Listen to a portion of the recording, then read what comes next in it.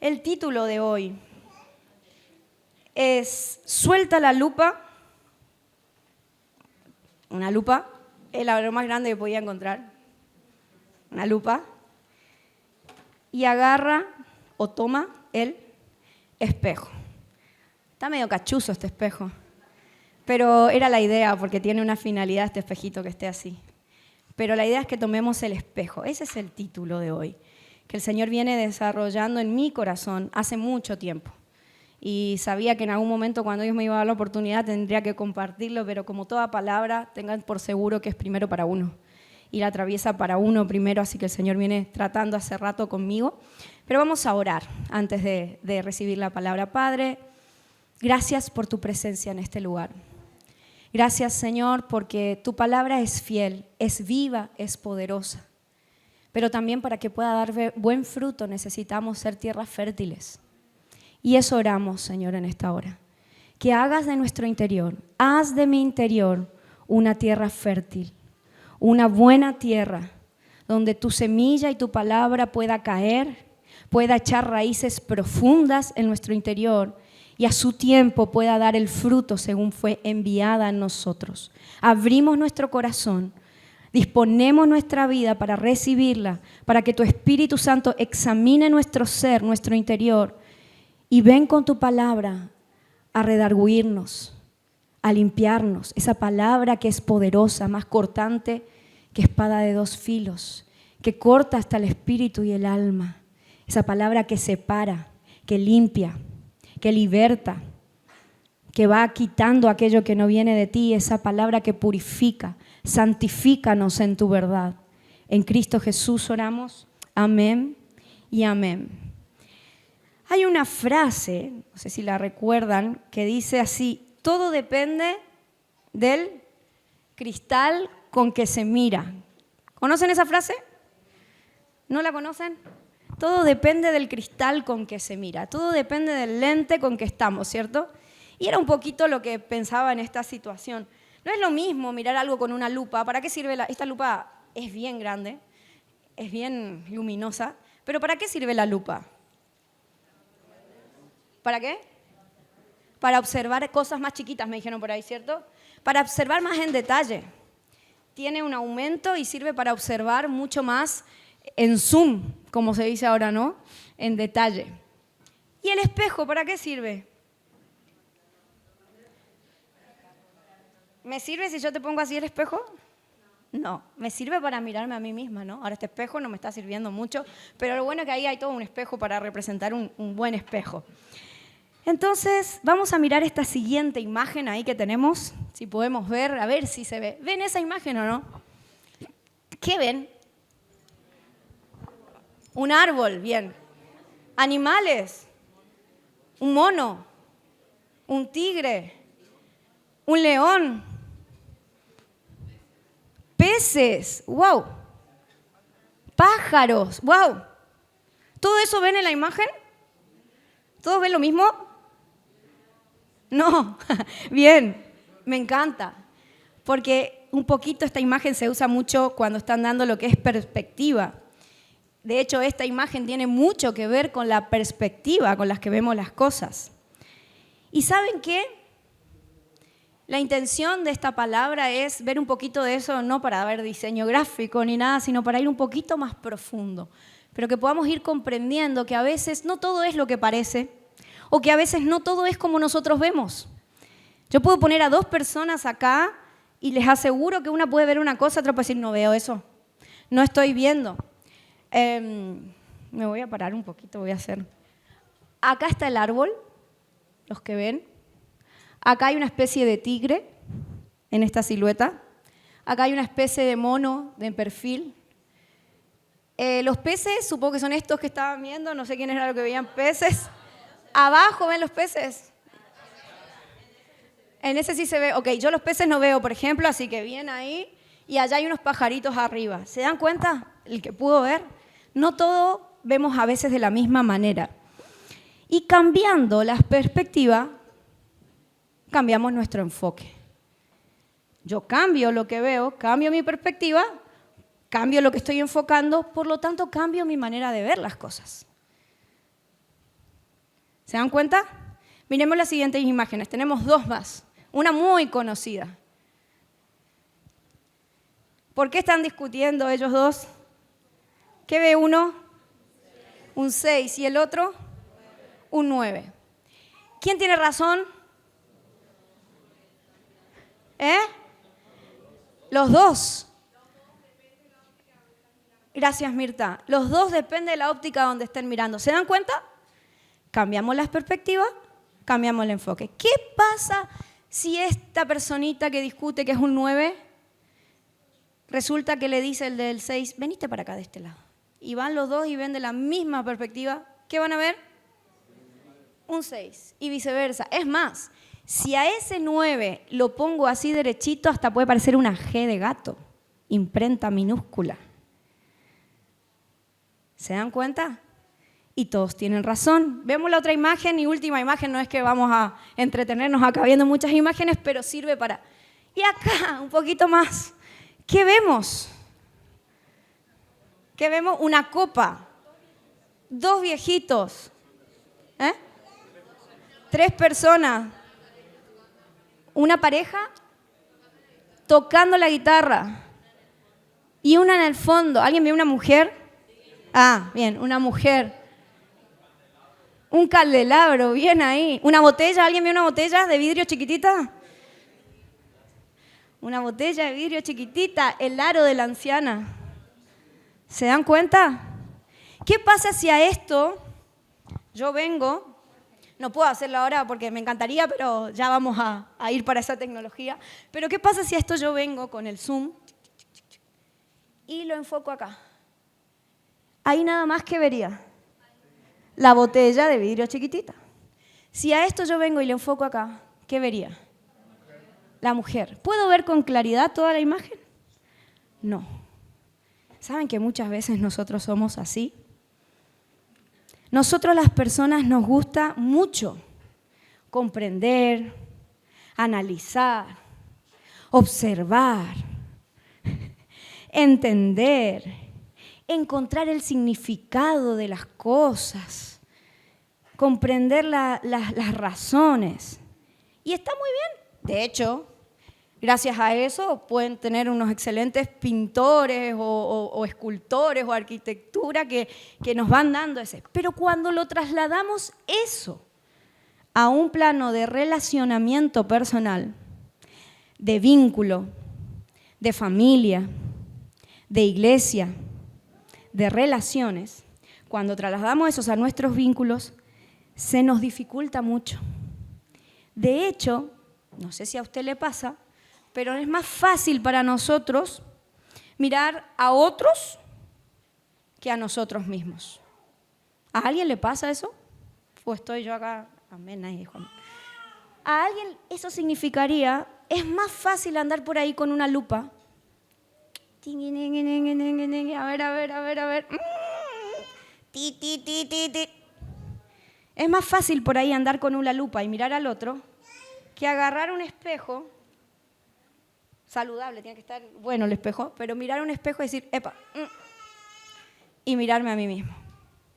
Y muchas veces nosotros andamos agarrando la lupa y corremos el riesgo de cometer el error de que lo que no terminamos de comprender, los seres humanos, si se dan cuenta, tenemos la tendencia también a que todo lo que no comprendemos, lo que no entendemos, lo que no le encontramos significado, lo llenamos con algo. Con algo lo llenamos. ¿Se entiende? No, es que no entiendo. Acá lo llenaron un montón de cosas. ¿Se dan cuenta? No hay espacios vacíos, por así decirlo. Está una imagen llena con otras más. Ahora estoy viendo allá que no había observado detrás de la mujer. Ahí está la mujer como en un arco, pues hay un edificio. Y yo te aseguro que si podemos ver esta imagen con detalle, después buscarla si querés, con detenimiento, cada vez vas a encontrar algo más. Porque nuestra mente es experta en estar mirando y encontrar detalles y encontrar cada vez más. Y está bueno. Encontramos una explicación. El problema es cuando esto lo aplicamos a las personas, como decía. Porque cuando no comprendemos bien la situación, o qué nos pasa, o no entendemos mucho y no tenemos la información que corresponde, ¿saben con qué llenamos por lo general? Con algo conocido como prejuicio. ¿Se entiende? Entonces estamos pensando, ¿por qué será? Ah, ya sé por qué actúa así. Y debe ser por esto, por esto, por esto, por esto. Ah, no, pues si yo lo conozco. Y seguro que hizo esto, por esto, por esto, por esto, por esto. Y comenzamos con algo que se llama prejuicio. Y el prejuicio, queridos, es la fuente de la ignorancia. El prejuicio, lo repito, es la fuente de la ignorancia. Porque el prejuicio no es nada más y nada menos que intentar llenar tu información que tu cerebro no termina de entender y procesar y quiere entender y procesar con alguna estructura o algo tuyo, pero que no estás teniendo quizás o no estamos teniendo la imagen y el cuadro completo, sino que lo estamos llenando con un prejuicio. Y ese es el error que tenemos a veces cuando nos estamos relacionando. Para ver un poquito esto, ¿qué dice Jesús al respecto? Porque hasta ahora parece todo muy... ¿Pero qué dice Jesús? Me encanta una historia en Mateo. Mateo 7, 1 al 6. Dice así. No juzguen a los demás y no serán juzgados. Versión NTV estamos leyendo. Pues serán tratados de la misma forma en que traten a los demás. El criterio que usen para juzgar a otros es el mismo criterio con el que se les juzgará a ustedes. Voy a traducirlo a mi mensaje o a la palabra. La lupa con la que vos estés mirando, en el aumento y el zoom que estés haciendo con el otro, es la misma lupa, dice Jesús, con la lupa que Él va a mirar entonces a mí o al que esté usando la lupa, a nosotros mismos.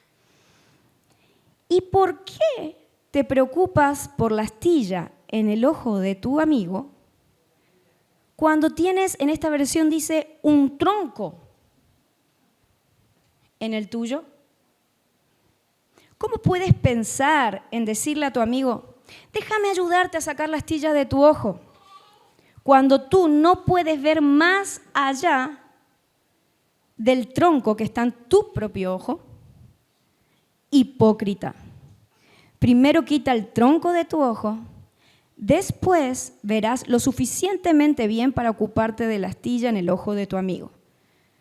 No desperdicien lo que es santo con gente que no es santa y no arrojen sus perlas a los cerdos. Pisotearán a las perlas y luego se darán vuelta y los atacarán. Miren acá, el maestro, hablando, ¿se dan cuenta? Hoy le pusimos lupa y espejo, pero están hablando un poquito de esto mismo. Y él dice, la viga y el tronco, la astilla y el tronco. ¿Por qué te preocupas por la astilla? Yo leo mucho este pasaje y sé que todavía me falta mucho más que Dios me hable en este sentido, pero digo, como una persona que tiene un tronco en el ojo, imagínense un tronco, en otra versión dice una viga de madera, un tronco, va a poder llegar a ver la astilla. Es imposible. Eso quiere decir que el ojo no está saludable, que el ojo no está bien. ¿Por qué lo saco en conclusión? Porque dice, después verás lo suficientemente bien. O sea, no está viendo bien. ¿Cuál es el problema? ¿La astilla del otro? No. El problema es que yo tengo una viga. El problema es que yo estoy con una lupa. El problema es que yo estoy mirando hacia otro y no hacia mí mismo. Y miren cómo Jesús los confronta a estas personas. Siempre Jesús usa algo que es la pregunta. Y Jesús no hace las preguntas. ¿Usted cree que Jesús hizo preguntas porque no sabía la respuesta? ¿Para qué será que Jesús hacía preguntas? Jesús hacía preguntas para enseñar. Jesús hacía preguntas para confrontar. Jesús hacía, es más, te puedo decir, hagamos más preguntas en la palabra, en la Biblia, hacia otras personas. ¿Saben lo que hace la pregunta? La pregunta disminuye y nos saca del prejuicio. Eso hace la pregunta. Fíjense que él empieza hablando de juzgar a los demás. Él empieza hablando De la misma forma en que tratemos y el mismo criterio con que usemos para tratar al otro, vamos a ser tratados. Pero ahí automáticamente le engancha con una pregunta. ¿Por qué te preocupas por la astilla del ojo de tu amigo cuando tienes un tronco en el tuyo? Toma. ¿Quién le responde algo a esa pregunta? Al maestro. ¿Qué le podemos responder? ¿Se dan cuenta la pregunta? Lo saca del prejuicio, del juicio. ¿Y dónde le pone el foco? ¿Cómo andamos por casa? Le dijo, básicamente. Hablaban, ¿y por casa cómo andamos? Sería nuestro lenguaje ahora. Otra pregunta, ¿cómo puedes pensar decirle a tu amigo, déjame que te ayude con la astilla de tu ojo cuando tú no puedes ver? ¿Se dan cuenta? La pregunta. Así que esto es mucho más profundo que un asunto de una mera perspectiva humana o de simetría o de si es un paralelismo o no o de qué es. Tiene que ver con un asunto de una condición de adentro, de una condición interna, de una condición de cómo y de qué manera estoy viendo, de qué manera, no solo la perspectiva que tengo, sino qué es lo que hay dentro mío que me hace ver esa perspectiva. Es una condición de nuestro corazón, de cómo estoy, y esa es la intención ahora. Por eso te pido esta palabra, esta enseñanza, como quieras llamarlo, no es para estar pensando en como a veces hacemos. Pienso en mí y lo pongo delante de Dios. ¿Qué quieres venir a hablarme a mí, Señor? ¿Qué es lo que hay dentro mío? Y muéstrame, Padre. Al tomar la lupa y mirar con ella, tendremos una perspectiva incorrecta. Es decir, la lupa, tomar la lupa, nos posiciona en tener una perspectiva incorrecta. Y esa perspectiva nos posiciona o nos pone en la perspectiva del juzgar. Tomamos la lupa y la lupa nos pone en una perspectiva incorrecta, que es el juzgar. Ando por ahí juzgando. ¿Y saben qué, queridos? Es la tendencia natural del ser humano. Siempre, generalmente, nos estamos posicionando allí, mirando con una lupa al otro. Y parece que todo el tiempo estamos tipo, ya se me va a caer, ahí se me va a saber la edad, pero Dr. Gadget, ¿cierto? El investigador era uno ahí antiguo que andaba con una lupita por todos lados. Nos ponen los prejuicios y el desprejuicio nos deshumaniza. Nos deshumaniza. El prejuicio te hace dictar sentencia y te hace duro y te deshumaniza con la otra persona. En cambio, la pregunta, como hace Jesús, te humaniza. ¿Qué será que le pasa? No es lo mismo decir, che, ¿viste cómo vino este? Y sí, viste que siempre viene así, ya sabés cómo es. Hay que tenerle paciencia porque ya sabés que viene y no se le puede ni hablar. No, sí, y empezamos a juzgar. No es lo mismo que decir, ¿viste cómo vino? Sí. Pero yo hace 3 días también estaba así. Quizás nadie lo sabe, pero yo estaba así. Entonces, como yo veo, me identifico con el otro. Y comienzo a decir, sí está raro, pero ¿será que algo le pasa? ¿Por qué será que está así? ¿Qué será que le lleva a actuar así? Muy diferente. Y Jesús siempre nos miró con la perspectiva incorrecta. Siendo Él el Rey de Reyes, el Santo, el que podía juzgarnos, igual me vuela la cabeza. Y esto es algo que te lo puedo impartir en un conocimiento, pero si no te es revelado por el Espíritu de Dios, puede quedar nada más ahí. Pero siendo Dios, Él no usó la lupa, pudiendo haber agarrado al mundo con una gran lupa y dicho, todos ustedes son pecadores. Él no lo hizo. Es más, cantábamos recién, se hizo hombre, a imagen de un ser humano. Vos lo veías a Cristo, a Jesús, y era un ser humano. Tan ser humano que los suyos no le reconocieron. Pero vivió en integridad.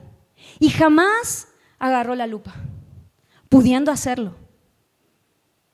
Él todo el tiempo reflejó una imagen, la del Padre, la del amor. Por lo tanto, queridos, y algo que podamos entender esta noche es que nos vayamos, que la lupa nos posiciona en una perspectiva humana. Cada vez que vos y yo juzgamos a alguien, cada vez que vos y yo estamos sacando, esta es la palabra que no me acordaba, sacando conclusiones. Somos expertos para sacar conclusiones. Y no, seguro que pasó esto. Concluyo que no tenía idea de lo que pasó. Pero concluiste, te hiciste un prejuicio y ya está, lo cerraste, caso cerrado. ¡Pah! ¿Cuál juez? Y siempre que estemos en esa posición, vamos a estar viendo al otro de una perspectiva netamente humana, terrenal. Porque nuestra mente no puede ver jamás, por más que vos digas, es mi esposa, es mi esposo, lo conozco, viví 28 años con esta persona, es mi hijo, yo lo parí. Sí, pero ese hijo puede crecer y puede que no te esté contando algunas cosas. Y puede que en él esté pasando algo que vos como papá, como mamá, creés que está pasando, pero estás muy lejos de la realidad. ¿Y sabes qué? No podés dejar acercarte o no podemos dejar acercarnos porque estamos así. Y no así de matar, sino así, te pongo así, señalando. Y siempre dice, el pastor lo dijo una vez, cuando hay un dedo apuntando hacia afuera, tengo 3 apuntando hacia mí.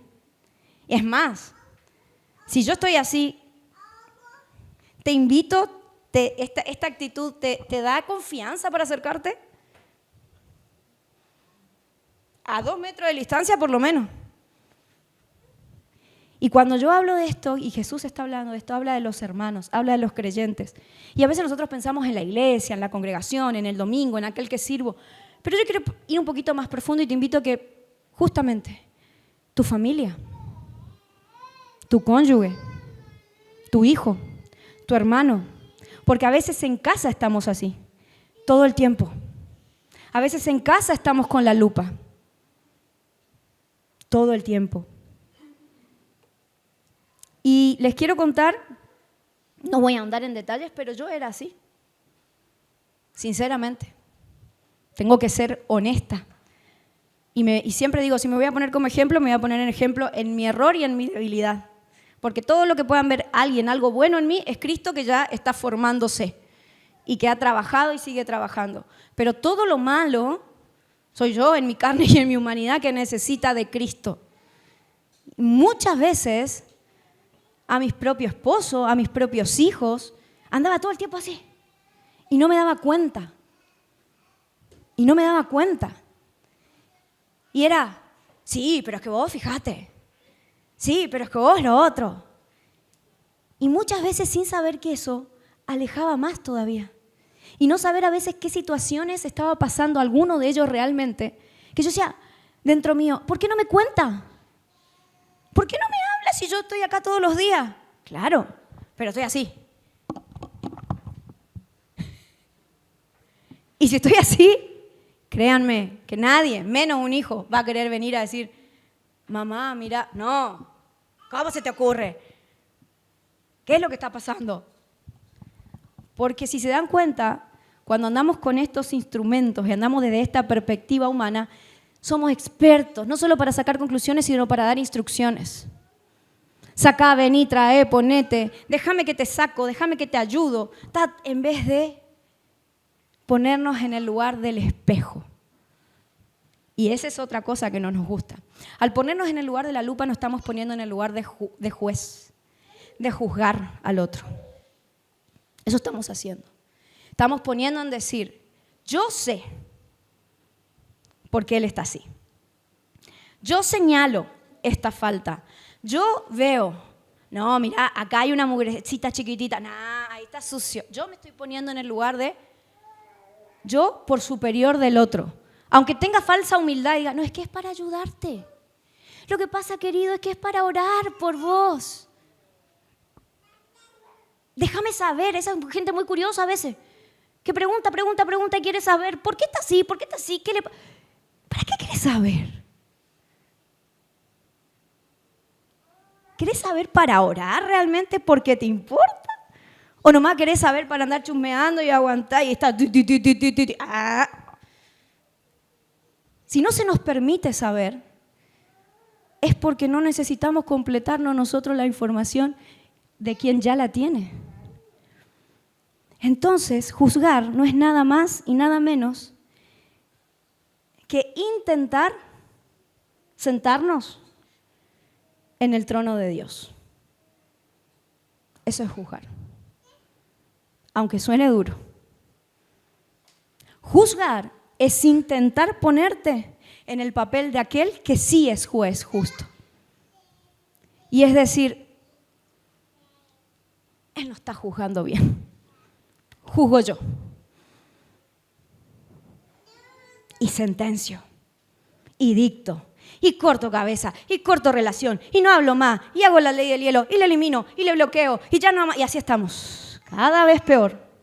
Y hay una generación que lamentablemente a veces sin entender por qué se está criando así, se está educando así. Es impresionante ver a niños, adolescentes, preadolescentes con celulares, le bloqueé, no le hablo más. ¿Quién era? ¿Tu mamá? ¿Tu papá? No le contesto.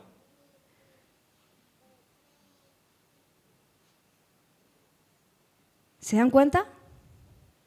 Necesitamos salir de ahí, porque eso nos está haciendo mucho daño. Nos estamos dañando a nosotros mismos. Imagínense, yo le estoy poniendo un ejemplo, imagínense que todos tengamos una lupa en este lugar. Imagínense que Ale esté con una lupa, que Maribel esté con una lupa, que Sergio esté con una lupa, que mi mamá esté con una lupa. Todos con una lupa. ¿Qué perspectiva tendríamos? Pero a veces andamos así, sacando conclusiones según nuestra perspectiva, según nuestras ideas, opiniones. Y esto nos hace ver solo una partecita de ese cuadro completo. Solo nos hace ver una parte y muchas veces no es correcta. Miren lo que dice 1 Corintios 4, 3 al 5. Está hablando el apóstol Pablo a la iglesia de Corintio. Y estaban hablando mal del apóstol Pablo o estaban acusándole o diciendo cosas del apóstol porque era el apóstol de los gentiles y bueno, todo un tema. Y dice así, en cuanto a mí, me importa muy poco me califiquen o ustedes, me encanta el apóstol Pablo, o cualquier autoridad humana. Ni siquiera, escuchen bien esto y leamos bien esto, ni siquiera confío en mi propio juicio en este sentido. El apóstol Pablo, ni siquiera confío en mi propio juicio en este sentido. Tengo la conciencia limpia, pero eso no demuestra que yo tenga razón. Vivo en santidad, estoy viviendo bien, mi conciencia no me acusa, pero aunque mi conciencia no me acuse, lo que está diciendo es, no confío en mi propia justicia. No confío en mi rectitud. Demuestra eso que eso no demuestra que yo tenga razón. Es el Señor mismo quien me evaluará y tomará la decisión. Juzgar es ponernos, ahí está copiado el apunte, pero juzgar es ponernos en el lugar del otro. ¿Se dan cuenta? Tengo la conciencia limpia, dice el apóstol Pablo, pero no por eso me ando diciendo sí, es mi perspectiva la correcta. Qué altura, qué humildad. Él entendía que quien le iba a juzgar y evaluar es el Señor. Y más adelante sigue diciendo que todavía no es el tiempo, sino que es cuando Cristo venga, que será juzgado. Por lo tanto, no nos corresponde a nosotros, queridos, estar juzgando al esposo, estar juzgando a la esposa, estar juzgando al hermano, estar tirando sentencias. Vamos a ver 2 ejemplos para respaldar, porque hay mucha teoría, pero hay ejemplo bíblico, práctico. Lucas 18, 9 al 14 dice así: luego Jesús contó la siguiente historia a algunos que tenían mucha confianza en su propia rectitud. ¿Se dan cuenta? Estamos en otro pasaje. Y Dios le cuenta esta historia a aquellos que tenían confianza en su propia rectitud y despreciaban a los demás. 2 hombres fueron al templo a orar. Uno era fariseo. Fariseo en esos tiempos era aquel que estaba en el templo, que sabía de la ley, que era correcto, que guardaba toda la ley judía, que guardaba el día de reposo, todo con rectitud. Y este fariseo y el otro era un despreciado cobrador de impuestos. Para destacar, el cobrador de impuestos en ese tiempo era lo más vil que podría haber, una profesión más vil que podría haber, porque era un estafador, básicamente. Es lo mismo que un estafador, un usurero, donde le quieras poner a este nivel. ¿Sí? Y dice, el fariseo, el versículo 11, de pie, apartado de todos los demás, hizo la siguiente oración: te agradezco, Dios, que yo no soy como los otros. Tramposos, pecadores, adúlteros. Para nada soy como ese cobrador de impuestos. Gracias, Dios, porque tú sabes que voy todos los domingos al templo. Gracias, Señor, porque sabes que me esfuerzo por ser fiel a mi esposa, a mi esposo.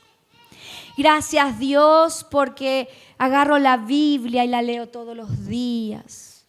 Gracias, Dios, porque te doy el diezmo siempre, ni bien me llega y hasta la ofrenda. En cambio, dice el versículo 13, el cobrador de impuestos se quedó a la distancia y ni siquiera se atrevía a levantar la mirada al cielo mientras oraba, sino que se golpeó su pecho en señal de dolor mientras decía: oh Dios, ten compasión de mí, porque soy un pecador. Les digo que fue este pecador y no el fariseo quien regresó a su casa justificado delante de Dios. Pues los que se exaltan a sí mismos serán humillados. Y el humilde será. ¿Se dan cuenta? ¿Quién estaba con la lupa y quién estaba con el espejo? El fariseo con la lupa. Gracias, Señor. Poniendo sus ojos, ¿saben en qué?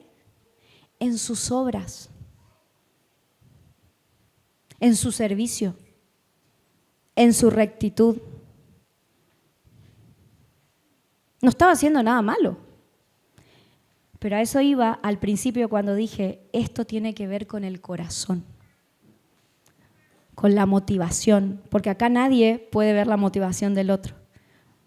Hay 2 personas que pueden estar sirviendo las 24 horas en su vida a Dios, pero vos no ves cuál. Una está con la lupa, otro con el espejo. No lo vemos. Pero el otro, lleno de pecado. Había un montón de cosas para acusarle. Aparentemente. Porque no era bien visto ante la sociedad. Señor, tú sabes cómo estaba hace 2 horas. Señor, tú sabes cómo yo vine. Señor, tú sabes el rasguño que tengo acá, la mancha que tengo acá, la arruga que tengo acá, la arruga que tengo acá, la cana que tengo allá. Tú la sabes, Señor. Todas mis imperfecciones. No soy digno. ¿Cuál es la actitud que agrada al Señor? Vemos otro ejemplo. Juan 8, 1 al 11. Muy conocido. Juan 8, 1 dice, Jesús regresó al Monte de los Olivos, pero muy temprano en la mañana siguiente estaba de vuelta en el templo. Pronto se juntó con la multitud y se sentó a enseñarles. Mientras hablaban, otra vez vienen los maestros de la ley religiosa, fariseos, escribas, saduceos. Pero ahora vienen también, y los fariseos. Los llevaron a una mujer. Pónganse en este contexto. Recordemos que en los tiempos de Jesús la mujer y los niños eran absolutamente menospreciados, casi como un perro.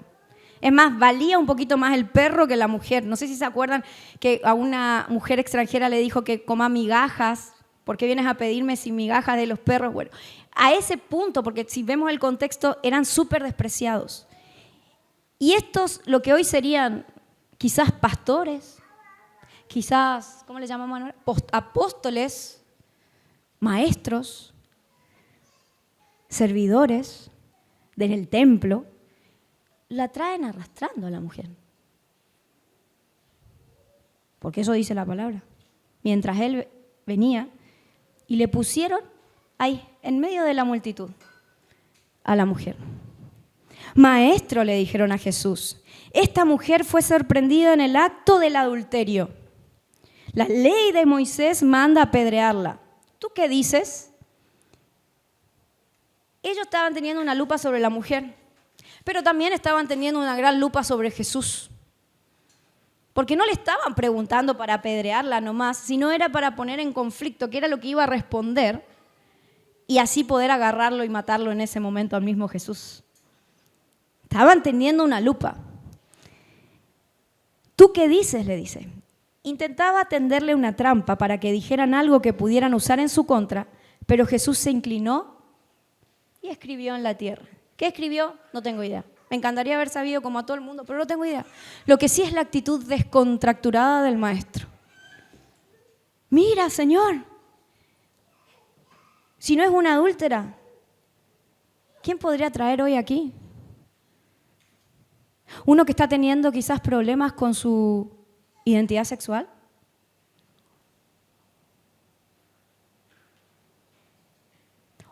¿Un drogadicto? ¿Quién estaría acá en el medio hoy? Que a veces no lo hacemos literal, pero sin querer los ponemos en el medio. Como ellos seguían exigiendo una respuesta, él se incorporó nuevamente y les dijo, muy bien, pero el que nunca haya pecado, que tire la piedra. Y luego volvió a inclinarse y siguió escribiendo. Acá lo comparan con una piedra, pero el que nunca haya pecado, que agarre la lupa y diga la adúltera, hágalo, dele. ¿Qué pasó? Al oír esto, los acusadores se fueron retirando uno tras otro, comenzando por los de más edad, hasta que quedaron solo Jesús y la mujer. Se fue el más grande. Vieron que a veces los de la más generación cuesta que entendan los más grandes a veces. ¿Les pasa o no a los jovencitos? A los más brecha generacional, más difícil es comprender. Dice que se fueron los más grandes, los más jóvenes, hasta que queda solo Jesús y la mujer. ¿Dónde están los que te acusaban?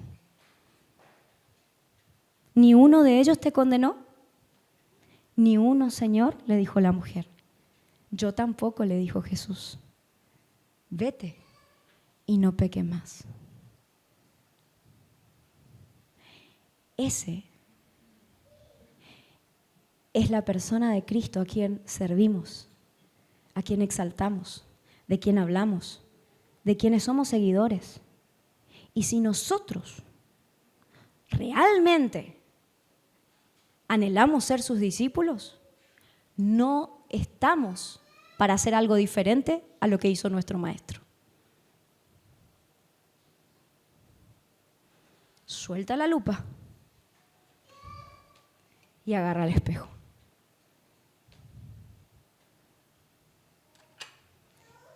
¿Cómo estás con tu familia? ¿Cómo estás cuando estás cansado? de la misma situación. Con tus hijos, les decía yo era una persona que tenía mucho y así me fue. A muchos de mis hijos los alejé y ¿saben qué, queridos? Lleva tiempo. Lleva tiempo volver a recuperar la confianza. Ahora, no por eso uno agarra la culpa, pero uno dice, créanme que yo tuve que llegar en mi vida al punto de decir, ya no más. Esto está haciendo mal, esto está haciendo daño. Por más que yo haya quizás visto un modelo así, ya no más. No produce un buen fruto. Entonces, Erika, pastora, ¿tengo que tolerar todo? No. No toleramos todo, porque no se trata de tolerar todo, pero sí se trata de la actitud. Jesús le puso un límite a esa mujer. Jesús no le dijo, ve y anda a hacer tu vida. Le dijo, vete y no peques más. Y soltó. Problema de la mujer. Y puso un límite. Y a veces no sabemos poner límites y eso es para otra situación, aprender a poner límites, otra charla, otra cosa. Pero hoy estamos en la postura del juzgar. A veces no sabemos poner límites y no saber poner límites nos lleva a juzgar. Como no sé qué hacer, te señalo y te alejo. Y creemos que eso está bien. Y así andamos por la vida rompiendo vínculos. Pero yo no estoy hablando de un vínculo de allá, de tu vecino, estoy hablando de vínculos. Un papá con un hijo, una hermana con un hermano,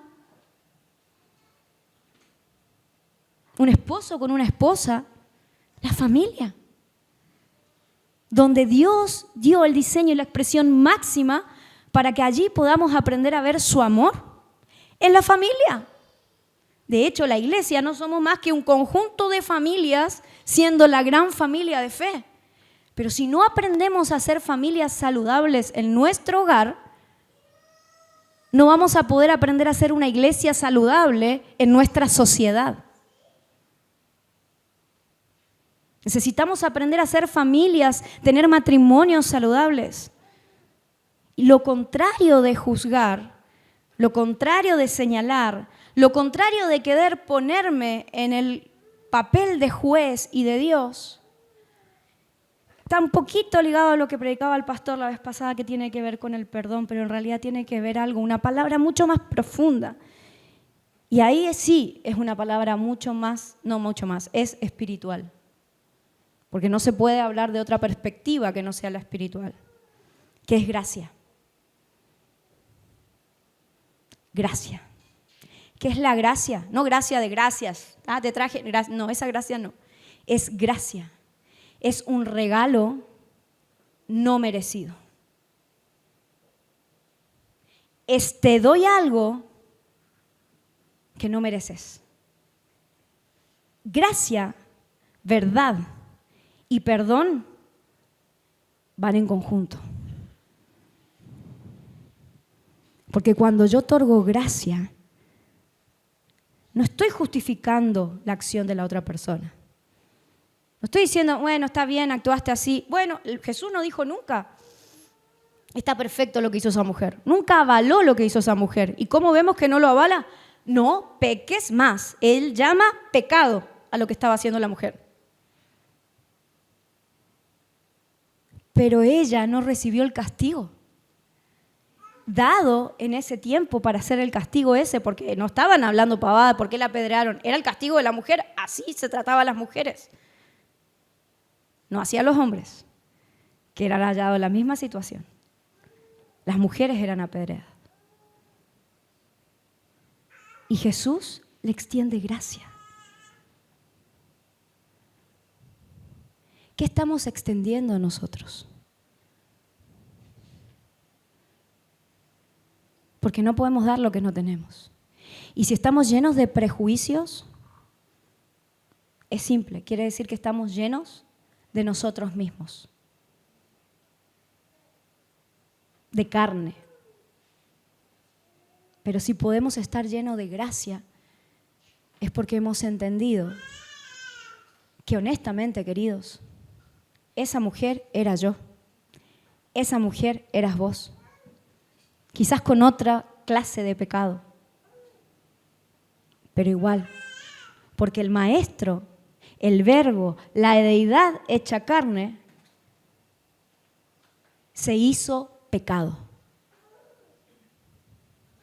llevando en esa cruz. Y Él podría haber muerto así. Por todos ustedes muero. ¿No? Tenía autoridad. Podría haber así, con la gran, por todos ustedes, mundo pecador. Sin embargo, murió así. No atreviéndose a levantar ni un solo dedo acusador. ¿Por qué? ¿Podía hacerlo? Sí. Por amor, por compasión, porque Él fue un espejo que reflejó la imagen del Padre en nosotros, lleno de gracia, lleno de amor, reflejando la imagen del Padre. Y es el espejo lo que nos da una perspectiva correcta. Tomando el espejo, podemos situarnos de una perspectiva sobrenatural, espiritual. Tomando el espejo, podemos situarnos desde una perspectiva de compasión, de gracia. ¿Saben por qué? Porque seamos sinceros. ¿Cuánto tiempo podemos pasar viéndonos al espejo? Nos miramos un ratito, pero después a veces cada vez menos nos gusta la imagen a veces. ¿O no? ¿No les pasa? Bueno, listo, ya está. Porque ya empezamos a encontrar puntitos. Y la idea es no soltar el espejo. Miren lo que dice Santiago 1, 23 al 24. Pues si escuchas la palabra, pero no la obedeces, si la palabra es sembrada y no la practicas, en otras palabras, sería como tu cara en un espejo. Te ves a ti mismo y luego te alejas y te olvidas de cómo eres.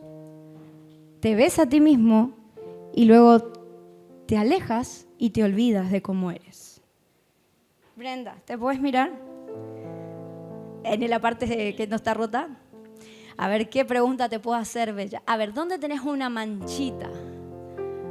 No, una manchita un poquito más abajo. ¿Sabes dónde es? ¿No? Pero señálame. Pero si es tu cara. Pero tenés que verte al espejo, ¿verdad? No, pero señálame dónde estaba. ¿Se dan cuenta? Y eso nos pasa a todos. A todos. Me miro al espejo y me olvido de cómo era. Pero ¿qué pasa si al espejo lo tenemos enfrente todo el tiempo? No hay tiempo para lupa. No hay lugar para lupa, de hecho. Y saben que aquí es cuando ya voy cerrando. Es importante permanecer con el espejo en mano cuando se trata de nuestros vínculos y nuestras relaciones. Es importante. Porque los seres humanos somos muy olvidadizos, como decía recién. Pero también es importante estar mirándonos en el espejo correcto. Porque si el espejo está roto, como este, que ya no da más, vamos a reflejar una imagen distorsionada. Y muchas veces nos pasa eso, queridos. Nos miramos al espejo en un espejo roto. Esas palabras fuertes que hablaba mi papá en mi infancia y me decía. O esas palabras fuertes que hablaba mi mamá y me las decía. A veces me miro en el espejo de mi abuela. O en el espejo de algún maestro que no me tuvo paciencia pero me marcó fuerte. O me miro en el espejo de mis finanzas. O me miro en el espejo, que ahí estaríamos, de las redes sociales. O me miro en el espejo de la sociedad. O me miro en mi espejo de mi propia autoestima que está hecha a pedazos. ¿Y saben qué?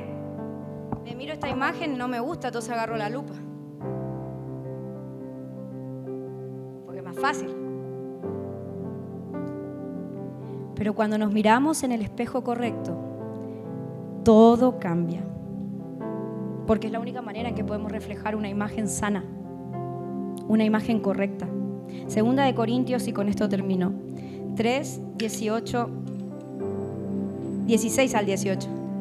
Dice así: así que todos nosotros, a quienes se nos ha quitado el velo, o en cambio cuando alguien se vuelve al Señor, el velo es quitado. ¿Seguimos? Pues el Señor es el Espíritu, y donde está el Espíritu de Dios, allí hay libertad. En otra versión, en otra parte de la Biblia dice: así que todos nosotros, a quienes se nos ha quitado el velo, podemos ver y reflejar la gloria de Dios. ¿Pero a quién tenemos que mirar? A Cristo. Y en este lugar no te vamos a hablar de otra persona que no sea Cristo. ¿Otra vez Cristo? Sí. Porque Cristo es una persona tan santa, tan grande, tan preciosa, tan cordero, manso y humilde, pero tan león, victorioso y reinando. Ese es Cristo. Cristo, quien se identifica con tus debilidades, con mis debilidades. Ese es Cristo. Pero también es ese Cristo que, siendo tentado en todo, no se halló en el pecado. Porque gracias a Cristo, a que caminó ese camino, es que vos y yo podemos ser libres de las adicciones. Podemos ser libres de las adicciones. Podemos ser libres del pecado. Podemos ser libres del engaño. Podemos ser libres de los gritos, de las peleas. Podemos ser libres de las deudas. Pero a Él le costó todo. ¿A mí qué me cuesta? Seguir su ejemplo. No es a mi manera, es a su modelo. Es esto que tiene que ver un poco conocido como el reino del revés, que lo pueden leer si quieren y les animamos. Estamos en el mes de la Biblia. Hablan la Biblia, lean la Biblia. Mateo 5, 6, 7, lo que estábamos leyendo hoy, habla del Sermón del Monte.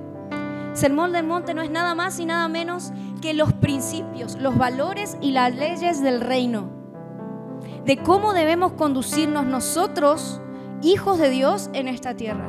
Y si leen Mateo 5, 6, 7, se van a dar cuenta que es el mundo del revés, como decía el pastor el domingo pasado. Porque no es que te pegan una bofetada y vos salís y parás y... No, acá está la otra. Pero ¿cuántas veces tengo que aguantarle? Gracia. Gracia. ¿Por qué? Porque cuando me miro en el espejo correcto veo y digo: ¿quién soy yo para que Él haya muerto por mí?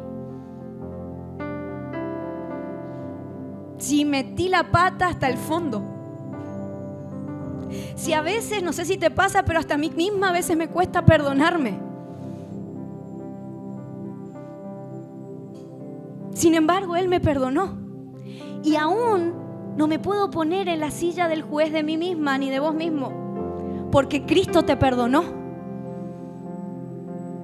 Y a veces luchamos mucho con la culpa. Pero ponernos en la culpa hacia nosotros mismos no es nada más que negar la gracia de Dios. Y que ponernos en el papel de señalarme. Cuando soltamos la lupa, cuando aprendemos a abrazarnos, y abrazar es mucho más sencillo. Y eso es como Dios quiere que vivamos, queridos. Así es la manera de vivir el reino de Dios en la tierra. Padre nuestro que estás en los cielos, santo es tu nombre, venga a nosotros tu reino, hágase tu voluntad en el cielo como en la tierra. ¿Qué significa? Busca primeramente el reino de Dios y su justicia. ¿Y quién es la justicia? Cristo. Cristo es la justicia. La justicia, pudiendo condenarnos a todos, se hizo gracia. Se hizo misericordia. Abundó en amor. Se dejó golpear. No abrió su boca. No haciendo nada malo, fue tratado como el más vil de los hombres. Y lo permitió para reflejar Él mismo como espejo la gloria de Dios. Nosotros como sus hijos y seguidores no nos espera un camino diferente. Es el mismo ejemplo. Y el Señor Jesús, quien es el Espíritu, nos hace más y más parecidos a Él a medida que somos transformados de gloria en gloria. De gloria en gloria. Pero es que me falta todavía. A mí también. Por eso es que te necesito. Por eso es que nos necesitamos. Para que todos, mirando a un espejo, Cristo, la palabra, el verbo hecho carne, quien nos santifica, quien nos purifica, quien va operando en nosotros, quien va limpiando. Y cuando viene el hermano y veo una situación, digo, epa, la palabra, no, si yo también, ¿quién soy yo? A ver, hermano, vení, vamos a orar juntos. ¿Cuándo fue la última vez que te sentaste o te pusiste al lado de alguien que olía mal?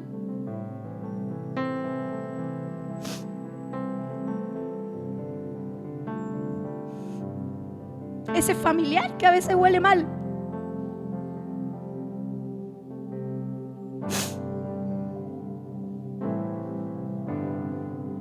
Y no para juzgar, sino para bajarte y decir, Él no te condena, hay una oportunidad, vuelve a Cristo, miremos a Él. Yo te ayudo, yo también estuve ahí. Eso es ser iglesia. Eso es ser familia de Dios. Eso es ser hijos. Eso es tu reino aquí en la tierra. Ese es el cielo, porque Cristo ya lo hizo en la cruz. Y Él está reinando. Nos toca a nosotros, su iglesia, ser su cuerpo. Voy a pedir al equipo, si puede venir. Vamos a orar, a cerrar adorando a Dios, pero haciendo un compromiso. Te pido que te pongas de pie. Ya estamos terminando.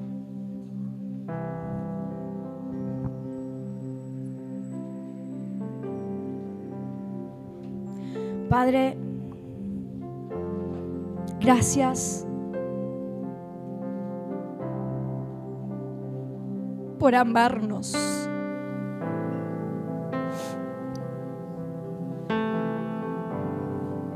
Cuando aún nosotros éramos pecadores, tú nos amaste y te entregaste por nosotros. Cuando aún nosotros estábamos malolientes, en la oscuridad, atrapados en el pecado, en vicios, ahí tú nos rescataste. De ahí tú nos sacaste.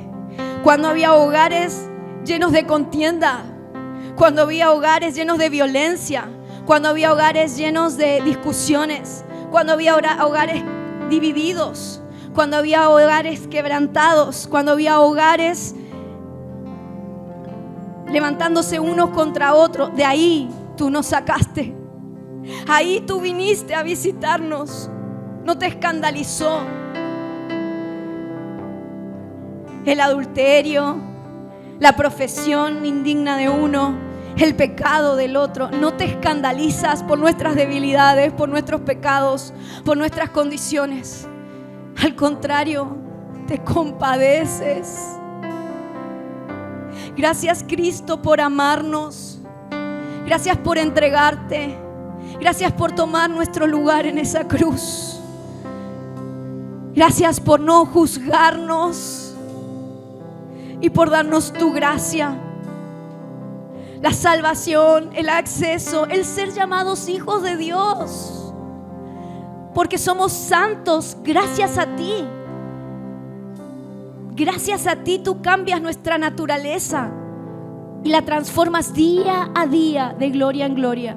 Aquí te voy a pedir que te pongas la mano en tu corazón si quieres y le digas: Señor Jesús, ven a mi corazón. Perdóname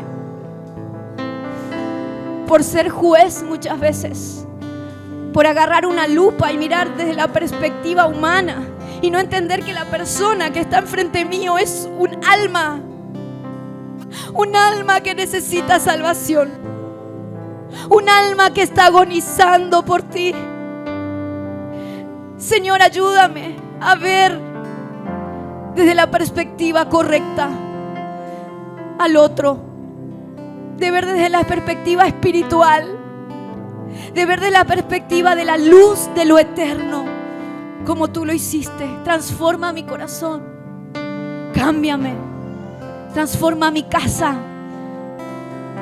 Señor, haznos dignos de ser tus discípulos, Señor, que sabemos que lo somos por medio de Cristo, pero queremos ser esos adoradores que te adoran en espíritu y en verdad, y no de una manera falsa, hipócrita o con apariencias. Ve profundo y produce lo verdadero.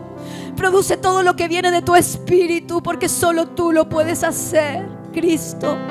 Te damos la autoridad para que gobiernes. Y aquí hay una iglesia consagrada, entregada a ti, que quiere ser tus manos, que quiere ser tus pies, que quiere ser tu voz.